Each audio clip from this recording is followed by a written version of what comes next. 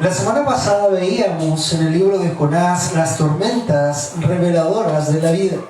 Y fíjense que sin querer queriendo, como diría el Chavo del Ocho, este fin de semana hubo una tormenta fuerte, ayer, antes de ayer en Santiago. Y fíjense lo que reveló la tormenta. Reveló que Santiago no estaba preparado para recibir tanta agua.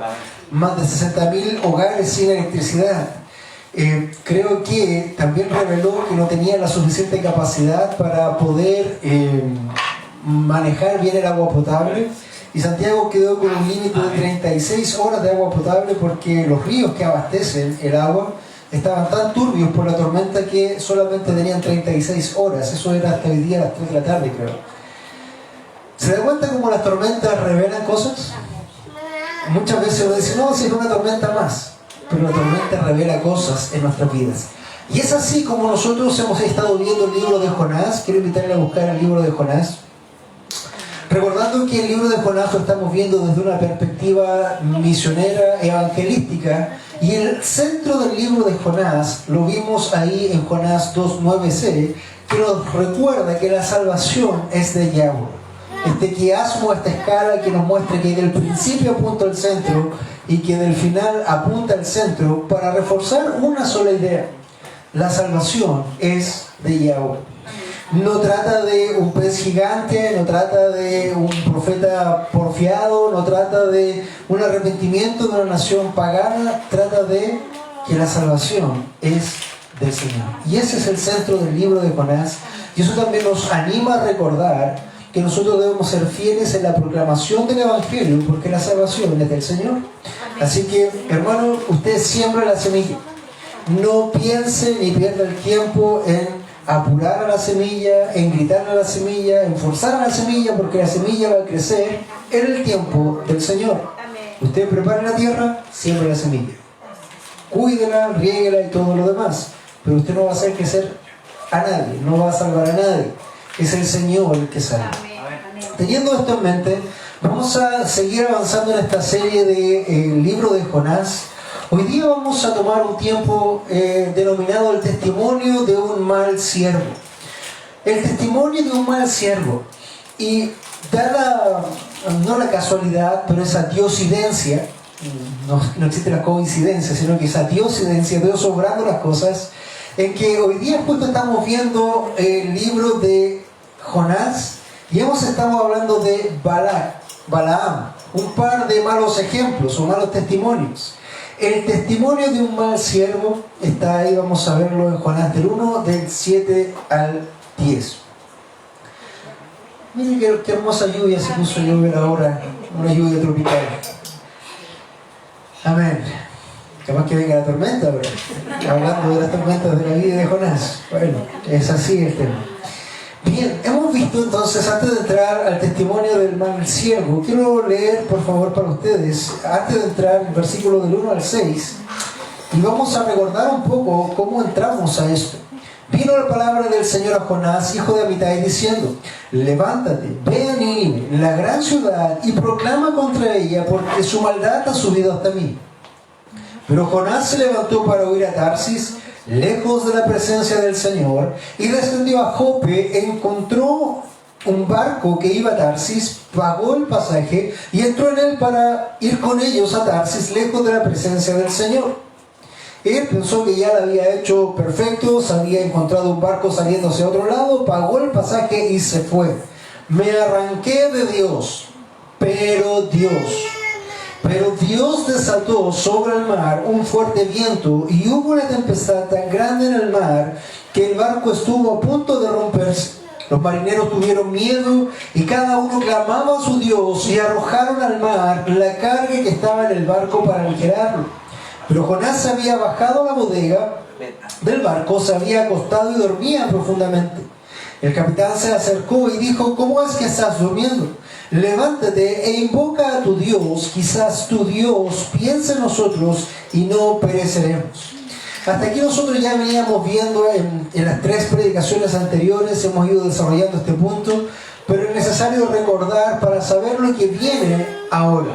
Ahora vamos a leer lo que vamos a estar estableciendo el día de hoy, del capítulo 1, versículos 7 al 10. Dice así la palabra del Señor. Y cada uno dijo a sus compañeros: venid, echemos suerte para saber por causa de quién nos ha venido esta calamidad. Y echaron suertes, y cayó la suerte sobre Jonás. Entonces le dijeron: decláranos ahora por causa de quién nos ha venido esta calamidad. ¿Qué oficio tienes y de dónde vienes? ¿Cuál es tu tierra y de qué pueblo eres? Y él le respondió: soy hebreo y temo al Señor Dios del cielo, que hizo el mar y la tierra. Y los hombres se atemorizaron en gran manera y le dijeron: ¿qué es esto que has hecho? Porque ellos sabían que él huía de la presencia del Señor, por lo que él les había declarado. Padre Santo, vamos una vez más delante de tu presencia, clamando en esta hora, para que tú seas limpiándonos, Señor, con esa agua purificadora. Así como de los cielos cae esta agua en este momento, limpia nuestras vidas, nuestras mentes, nuestras almas, nuestros corazones, Señor, para estar delante de ti de una forma limpia, de una forma acepta, Señor. Quiero rogarte en esta hora también que seas tú hablando a través de tu palabra, a tu congregación, a tus hijos, Señor. Que este predicador no te sea un estorbo, Padre Santo. Te ruego, Señor, que tú seas tomando el control en esta hora de mi vida y también de mis palabras. Que mis pensamientos no enturbien, Señor, tu consejo. Señor, te ruego que seas tú ministrando a esta congregación que es tuya. Y Señor, también con temor y temblor nos presentamos una vez más delante de ti, delante de este púlpito, Señor. Guíanos, Señor, y ten misericordia de nosotros. En el nombre de Jesús. Amén y amén. El testimonio de un mal siervo. Quisiera recordar, hermanos, que no necesariamente Dios va a usar buenos testimonios para hacer cosas. Hay veces que Dios usa también malos testimonios. De hecho, leíamos el libro de Números y teníamos el caso de Balaam, este siervo que se vende por dinero. Y de ahí nosotros entendemos que la Escritura no es algo que sea para ganancia deshonesta, sino para toda buena obra del Señor. Tenemos ejemplos también en la Escritura de otros personajes que nos dejan malos ejemplos, pero también aprendemos de ellos. Es el caso de Coré, que se revela la autoridad de Moisés y finalmente Dios viene y destruye a Coré tragándose. Trágame tierra. ¿Han escuchado eso? Bueno, eso viene de Coré, de esa revelación. Son malos ejemplos. No sé si ustedes recuerdan también a Judas Iscariote, alguien que negó a Jesús y nos dejó un mal ejemplo en cuanto a la traición. Y no tan solamente él, sino también otros personajes que son realmente buenos hermanos, pero también dejaron malos testimonios en algún momento. ¿Se acuerda de Jesús diciendo: de cierto te digo que antes de que el gallo cante 3 veces, tú me habrás negado? Son malos ejemplos, hermanos, realmente son malos ejemplos que están ahí tallados en la Escritura, pero que son también para nosotros y para que nosotros podamos aprender. No es la diferencia con el caso de Jonás, un testimonio de un mal siervo. Recordemos que él se precia de ser un hijo de Dios, se precia de ser un profeta de Dios. De hecho, ya había trabajado antes para un rey malvado y ahora está huyendo de la presencia del Señor. El primer punto que nosotros vamos a desarrollar en esta mañana es: la suerte es del Señor. Quiero que usted recuerde esto: la suerte es del Señor. En predicaciones anteriores establecimos que el capítulo el centro del corazón del libro es las salvaciones del Señor. Pero no solamente las salvaciones del Señor. En una de las predicaciones también establecimos que la paciencia es del Señor. ¿Recuerda cuando Dios tuvo paciencia con Nínive, pero no tuvo esa misma paciencia con Sodoma y Gomorra? La paciencia del Señor. Entonces, no solo las salvaciones del Señor, no solo la paciencia del Señor, sino que también la suerte es del Señor. Y déjame expresarlo así. Decía el versículo 7: y cada uno dijo a su compañero: venid, echemos suerte para saber por causa de quién nos ha venido esta calamidad. Y echaron suertes, y cayó la suerte sobre Jonás. Debemos recordar que el mundo de los marineros siempre ha sido de mucha superstición, pero no solamente por un asunto de superstición, sino que también por lo que están viviendo acá. Hay diferentes formas de echar suerte. No sé si usted ha visto la película, que el que tiene que sacrificarse, tomar unos palitos, dicen el más largo, el más corto, el que saque el más corto, ese es el que pierde. En otras ocasiones usted ve gente tirando dados, el número más grande, el número más pequeño. Y en Chile también tenemos el cachipún, ¿verdad? El cachipún, cualquier cosa ya, el cachipún, la moneda. Todo eso tiene que ver con la suerte. Ahora, ¿la suerte será del Señor? Esa es la pregunta.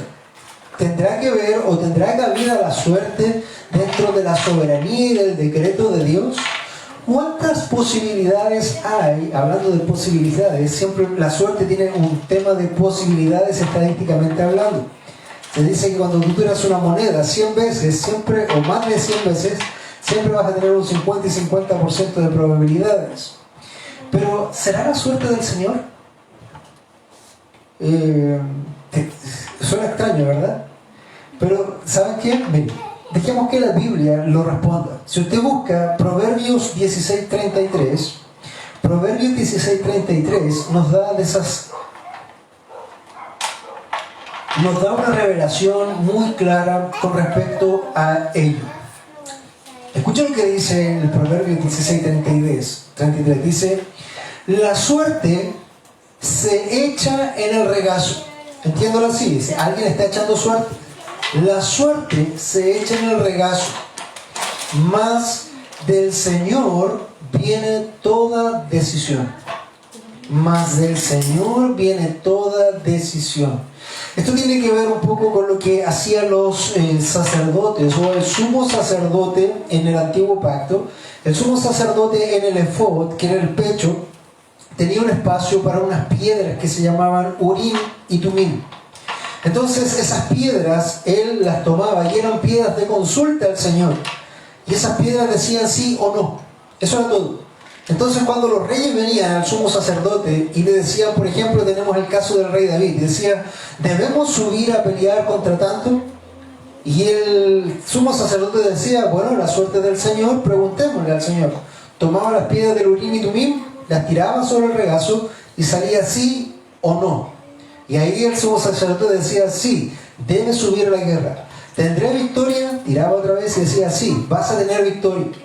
Y fíjense cómo en este tipo de cosas, si bien es cierto, los judíos a esto le llamaban mucho la cábala, tiene que ver con que efectivamente la suerte es del Señor. Y de ahí nosotros eliminamos toda posibilidad de coincidencias. No hay coincidencias. Por eso hablábamos al principio de las diosidencias. Dios establece todas las cosas, Dios decreta todas las cosas, Dios guía todas las cosas, y no hay ninguna cosa que escape de la soberanía o la providencia de Dios. No existe. No existe. Si usted dice, cualquier ejemplo que usted pueda pensar, no existe. La suerte, hermano, también es del Señor. El Señor está guiando todas las cosas, incluso a través de la suerte.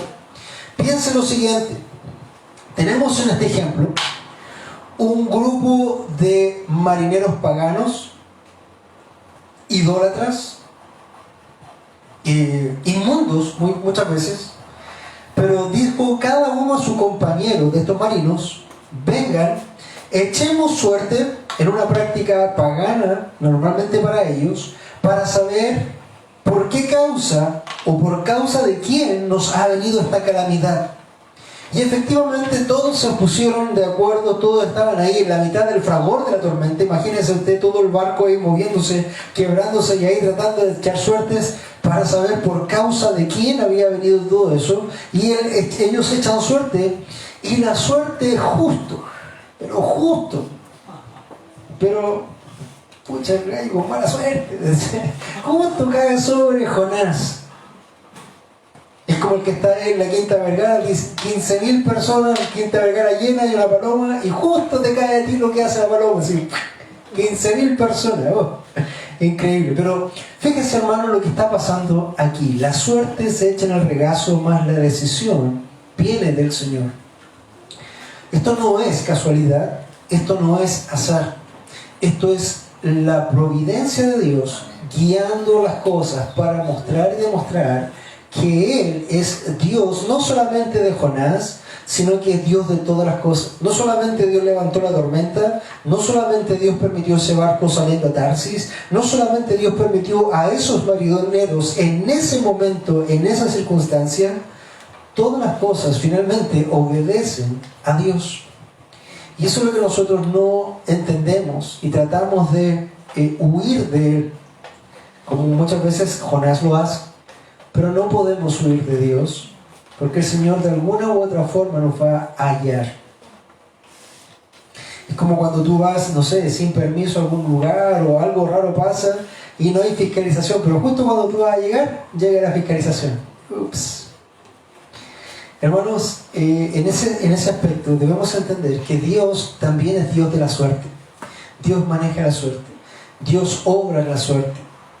No hay suerte que venga de otra cosa que Dios no permita. Por eso el proverbio dice, se echa la suerte en el regazo, mas del Señor viene toda decisión. Entonces, eso tiene que ver mucho con el azar y la providencia de Dios. Entendamos lo que esto tiene que ver con temas puntuales de Dios. No se vaya a equivocar en esto, no vaya a tomarse de mis palabras y vaya a salir de aquí directo a comprarse un loto, o un kilo, o alguna cosa. Si al final el pastor dijo que la suerte era en el Señor, bueno, entonces voy a ir a jugarme un lotito. En una de esas salgo. No, hermano, no se equivoque. Cuando hablamos de la suerte del Señor, estamos hablando de esta suerte que tiene que ver con las cosas de Dios, que tiene que ver con lo que Dios está obrando. Y Él va a mover todas las cosas.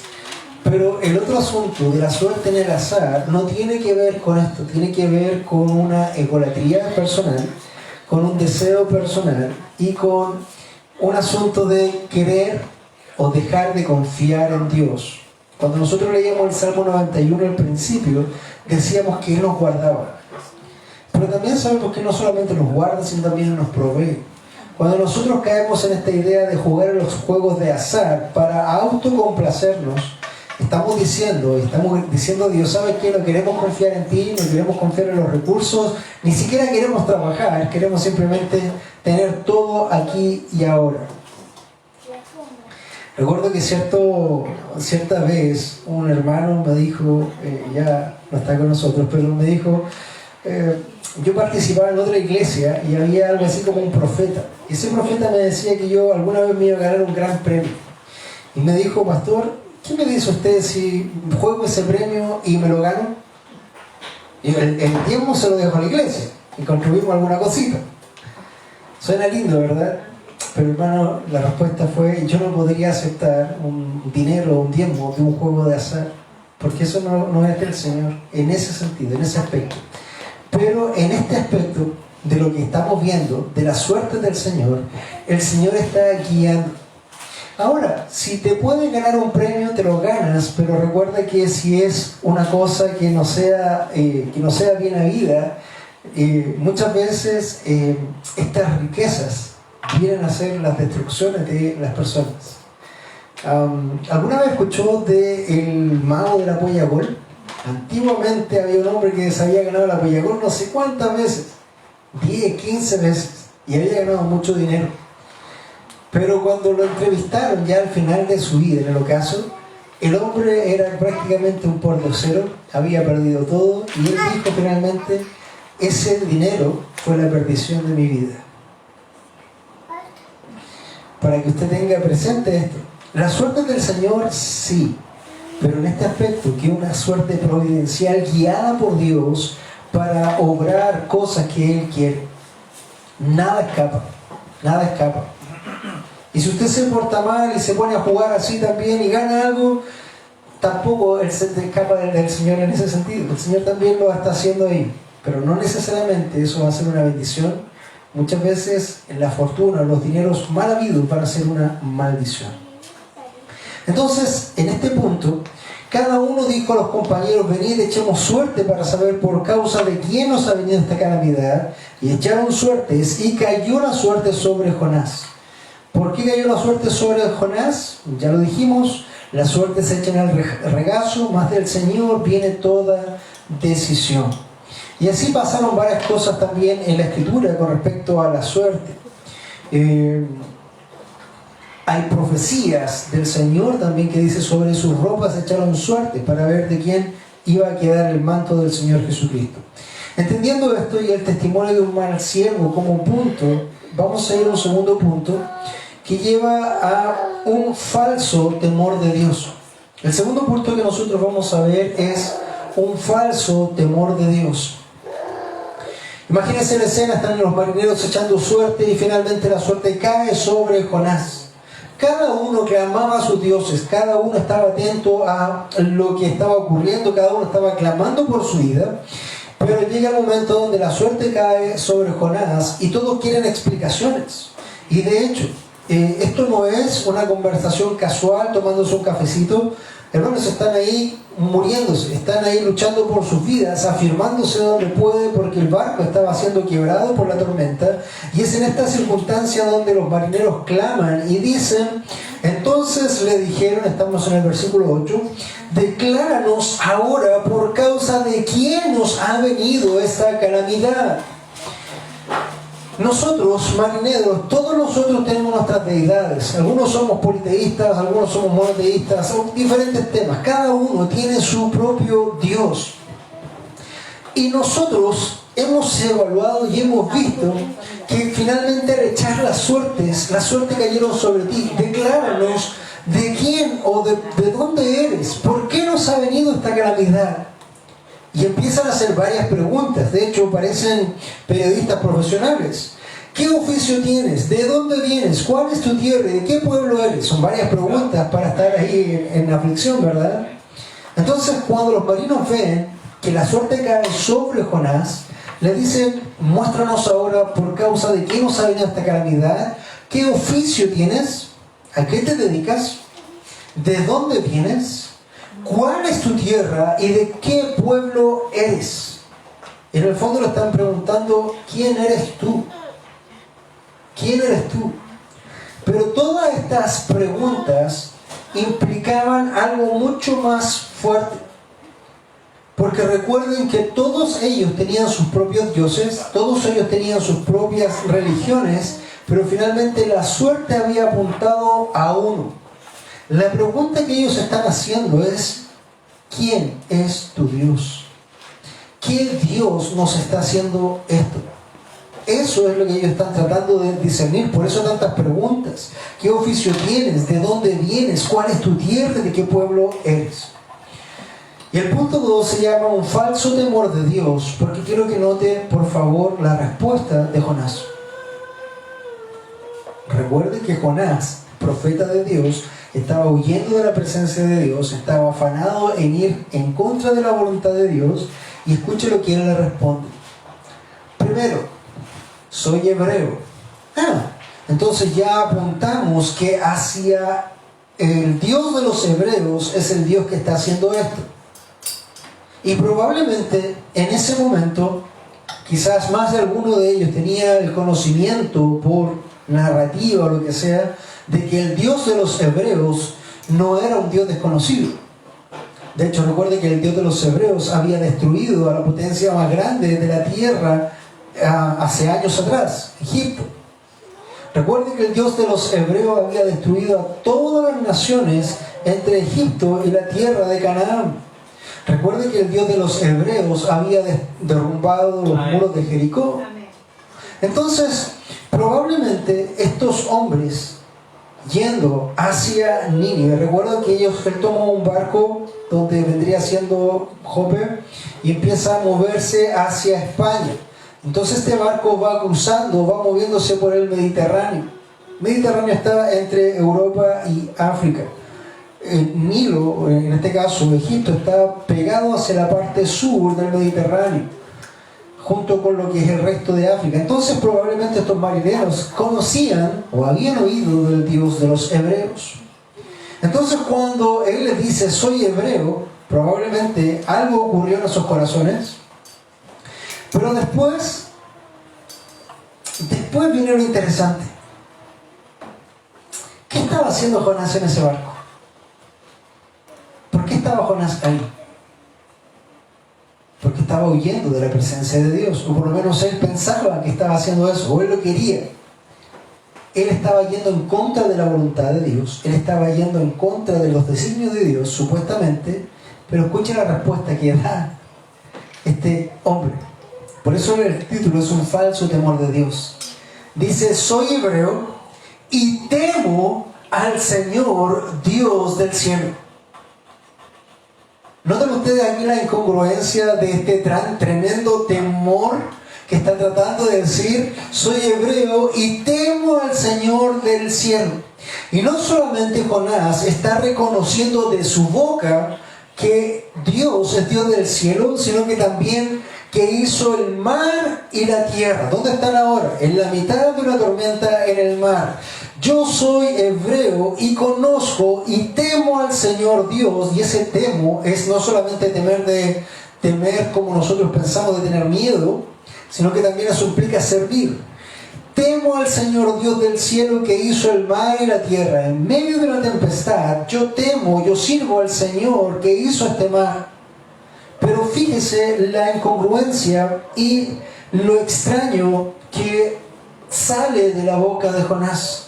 Porque Jonás está huyendo de la presencia de Dios, Jonás está saliéndose de la presencia de Dios, Dios le está diciendo tú tienes que ir hacia allá, él va hacia otra parte, y después cuando la gente le pregunta, gente inconversa, gente pagana, bueno, ¿y quién eres tú? No, yo temo a Dios.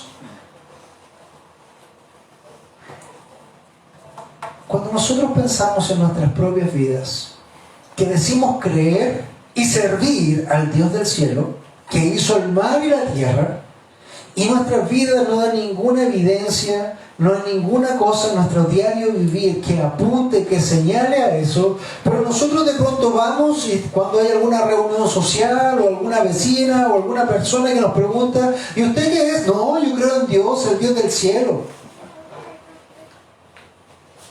Pero su vida no está ni cerca de querer servir a Dios.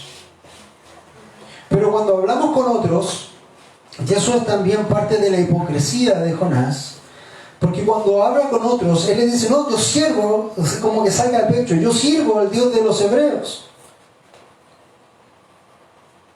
Pero Jonás conocía el contexto, ¿por qué estaba ahí? Los otros hombres no conocían por qué estaba ahí. De hecho le pregunta, ¿por qué nos ha venido esta calamidad? ¿Qué está pasando aquí? Y hermano, muchas veces debemos tener en cuenta esto, porque no solamente Jonás ha hecho eso, cada uno de nosotros en alguna vez ha hecho esto, un falso temor de Dios.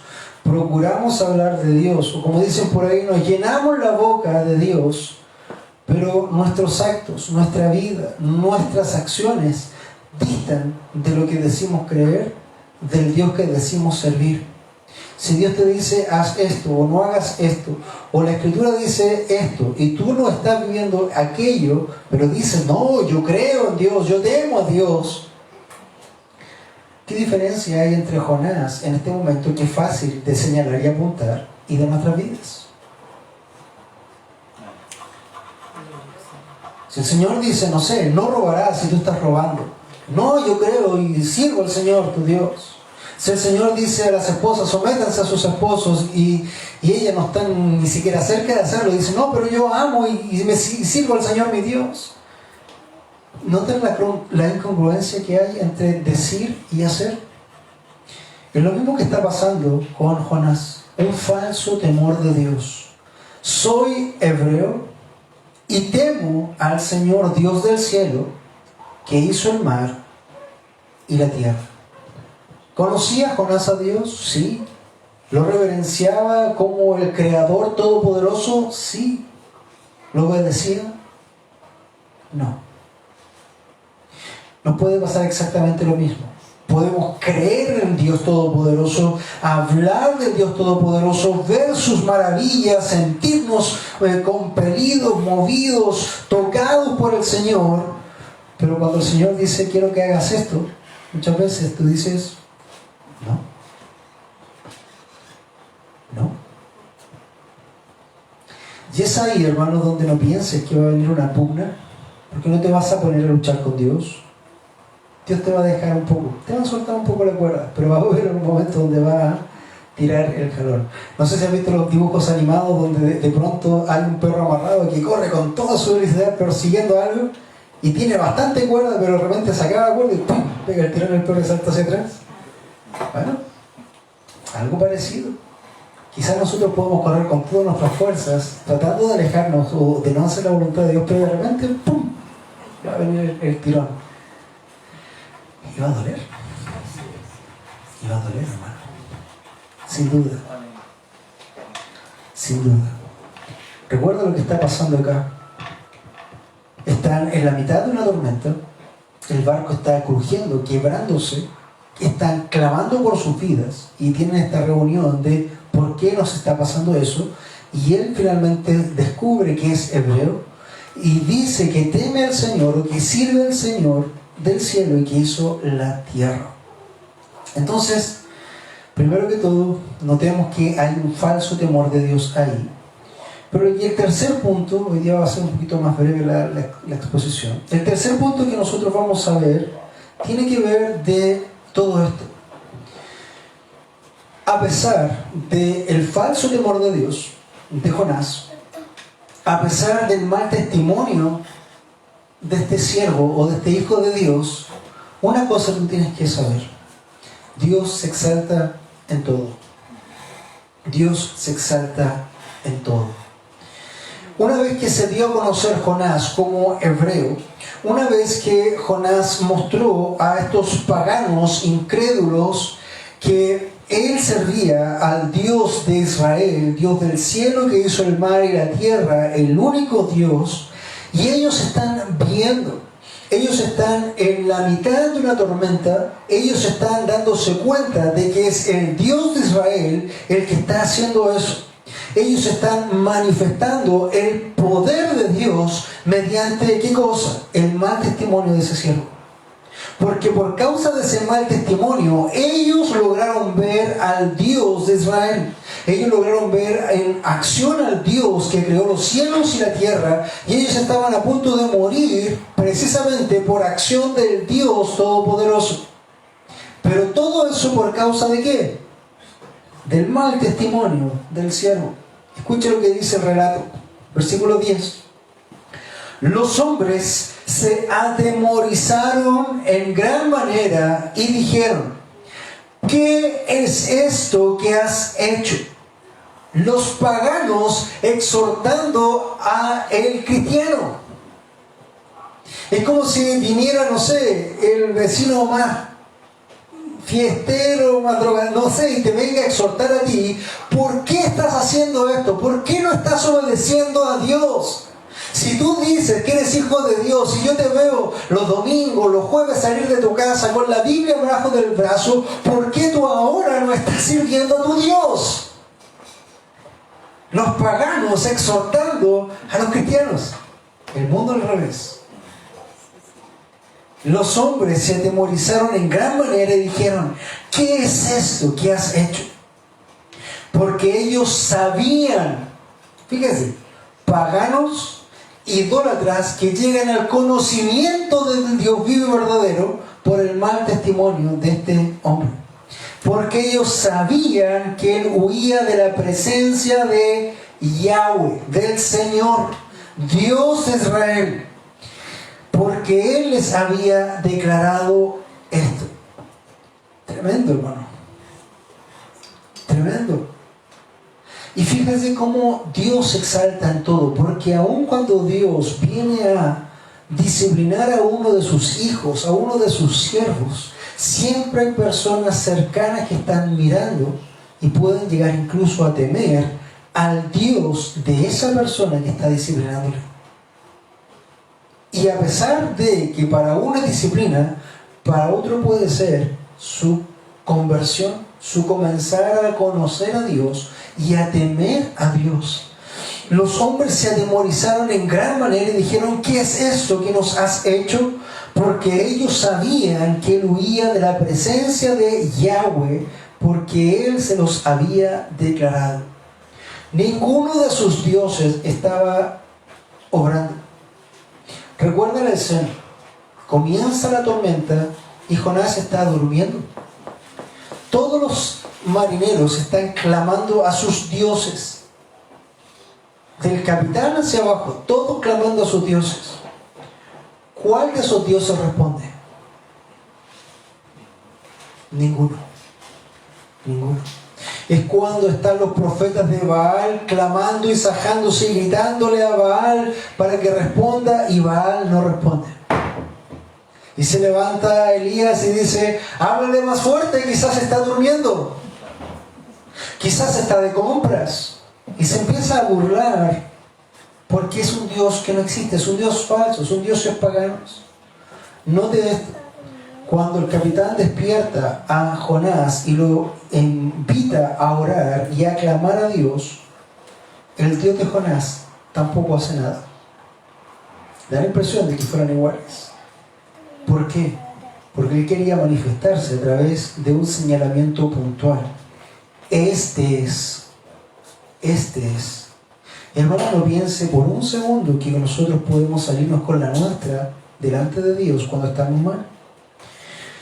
Un caso puntual. Dios le dice a Josué: anda a esta tierra y conquístala, pero no tomen nada del botín. Nada. Porque todo lo que tomen del botín va a ser anatema, maldito.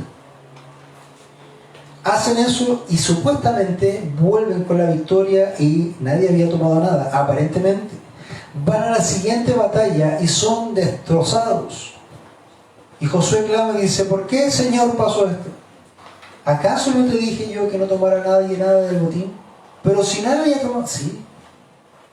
Y empieza Dios a decir: separa a la tribu tanto, separa a la familia tanto, separa al grupo tanto. De esta familia saca al varón. Y ahí estaba Acán. ¿Se acuerda de Acán? El que había robado y escondido cosas que eran malditas.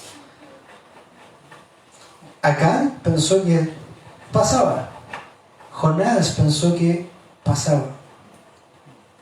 Estos son ejemplos para nosotros. Hermanos, no pienses que tú vas a engañar a Dios. No pienses que tú vas a burlar a Dios. Si el Señor ha estado obrando en tu vida alguna cosa puntual, jamás lo vamos a engañar. Nunca, nunca.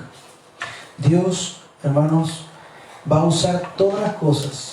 Va a enseñarnos a nosotros, nos va a disciplinar a nosotros y a su vez nos va a dejar como un ejemplo expuesto para que otros también vean que Él es Dios.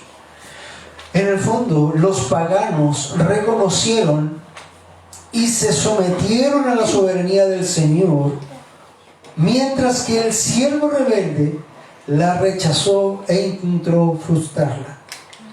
Los paganos reconocieron y se sometieron a la soberanía del Señor, mientras que el siervo rebelde la rechazó e intentó frustrarla. Quiero hacerle notar, hermano amado, que Dios exalta en todas las cosas, incluso en los malos ejemplos. Es triste cuando somos vituperados y por el vituperio de alguien otros toman ejemplo, pero Dios exalta en todas las cosas. Ya lo vivió, y con esto voy a empezar a cerrar, ya lo vivió un rey pagano. ¿Ha escuchado hablar de Nabucodonosor? Ese rey tan difícil de pronunciar cuando éramos niños. El rey Nabucodonosor de Babilonia. Era el rey más soberbio, más altivo, pero era el rey más poderoso de toda la tierra. Y probablemente fue el rey más poderoso que ha existido en toda la humanidad, hablando de los reinos humanos. Cuando Dios viene a tratar con su vida, llega un momento donde Dios lo quebranta tanto que lo toma y lo vuelve como un animal, y este hombre va al campo como una bestia, desnudo, recibiendo el rocío, y igual a un animal. El rey más poderoso de la tierra, el más soberbio, el que se vestía con mejores ropas, el más alto de todo, quebrantado y humillado como un animal en el rocío. Finalmente, ¿qué hace este rey cuando el Señor lo restaura? Un rey pagano. Escucha lo que dice. Dice: pero al fin de los días, yo, Nabucodonosor, alcé mis ojos al cielo y recobré mi razón, y bendije al Altísimo, y alabé y glorifiqué al que vive para siempre, porque su dominio es eterno. Hermano, aquí no está hablando un cristiano, está hablando un pagano. Porque su dominio es un dominio eterno y su reino permanece de generación en generación, y todos los habitantes de la tierra son considerados como nada, mas Él actúa conforme a su voluntad en el ejército del cielo y entre los habitantes de la tierra. Nadie puede detener su mano ni decirle: ¿qué has hecho? Este es el reconocimiento del rey Nabucodonosor, precisamente ante este poder de Dios y cómo Él ha quebrantado a través de malos ejemplos. En este caso estamos viendo también el libro de Jonás. Cuando tú empiezas a caer siendo cristiano y empiezas a caer en desgracias y empiezas a venir cosas complicadas en tu vida por tu negligencia o tu desobediencia, las personas que están cerca de ti y que saben que eres cristiano comienzan a aprender acerca de Dios. Empiezan a señalarte y te van a decir: ¿y dónde está tu Dios? Vergüenza, ¿no? Vergüenza que viene sobre nosotros por precisamente hacer esto que estaba haciendo Jonás. El comportamiento de Jonás reflejó ese nuevo conocimiento para esos hombres paganos. Por la desobediencia de Jonás, ellos conocieron a Dios. Y no quiero decir que la desobediencia de Jonás es buena. No quiero decir o justificar la desobediencia de Jonás. Quiero exaltar el decreto de Dios y la gloria de Dios, que Dios no pierde nada nunca. Porque mientras Él está siendo quebrantado y humillado, los otros están conociendo a Dios. Fíjense cómo Dios en ningún momento pierde nada, nunca. Entonces, cada acción de los tripulantes se constituyó en una nueva reconvención para Jonás. Todo lo que esos marineros paganos estaban haciendo eran exhortaciones al siervo de Dios. ¿No es acaso que nosotros tenemos que exhortar al mundo pecador? Pero todo lo que se está viendo aquí es que el mundo pecador está exhortando al siervo de Dios. Interesante. Y esto es algo que tiene que quedar como un pensamiento para nosotros. Nuestro comportamiento. ¿Recuerden lo que decía Jonás? Yo soy hebreo y temo al Señor, creador de los cielos y la tierra. Bueno, recuerde esto. Nuestro comportamiento debe reflejar nuestro conocimiento. Nuestro comportamiento debe reflejar nuestro conocimiento. Hermanos, no sacamos nada con conocer el alfa y el omega, el alef y la última, que no recuerdo cuál es la letra hebrea. No sacamos nada con conocernos la Biblia de memoria. No sacamos nada con poder discernir la doctrina más difícil y más profunda. No sacamos nada con llenarnos la mente de conocimiento si ese conocimiento no se refleja en nuestro comportamiento. No sacamos nada. No. Es mejor saber poquito y ponerlo en práctica que tener un mundo de conocimiento y no vivir nada. ¿Sabes por qué? Porque el infierno va a estar lleno de personas con mucho conocimiento, pero jamás fueron convencidas. ¿Por qué? Porque el conocimiento de que estaba aquí nunca hizo una obra aquí. Y hermano, ¿tú sabes cuándo tú conoces realmente a un cristiano genuino y maduro? No porque sabe mucho, no por lo que dice su boca, sino por lo que reflejan sus actos. Tú vas a conocer a un cristiano maduro por lo que hace, no por lo que dice. Entonces, ese es el punto que nosotros debemos establecer. Nuestro comportamiento debe reflejar nuestro conocimiento. Y eso es importante, hermano, porque recuerda lo que dijo Jonás. Yo soy hebreo. No, yo soy cristiano. Y más, yo soy bíblico. Yo soy hebreo. Y sirvo y temo al Señor Dios del cielo, que hizo el mar y la tierra. ¿Qué andas diciendo tú por ahí? ¿Yo soy cristiano? Mírenme lo que soy, mírenme lo que sé. Hermanos, si tú comportamiento no refleja ese conocimiento, en vano es. En vano es. Y vamos a terminar siendo un testimonio de mal ejemplo, como malos hijos o malos siervos. Espero que el Señor sea obrando en nuestras vidas, en todas nuestras vidas, porque todos estamos propensos a llegar a ser un Jonás en algún momento. Así que debemos estar primero orando para que cada palabra nos golpee y nos llegue a nosotros, y luego también orando por nuestras iglesias, nuestros hermanos aquí en todas partes, para que todos podamos realmente ser bendecidos y no tengamos que ser vituperados o avergonzados como Jonás. Vamos a tener un tiempo de oración.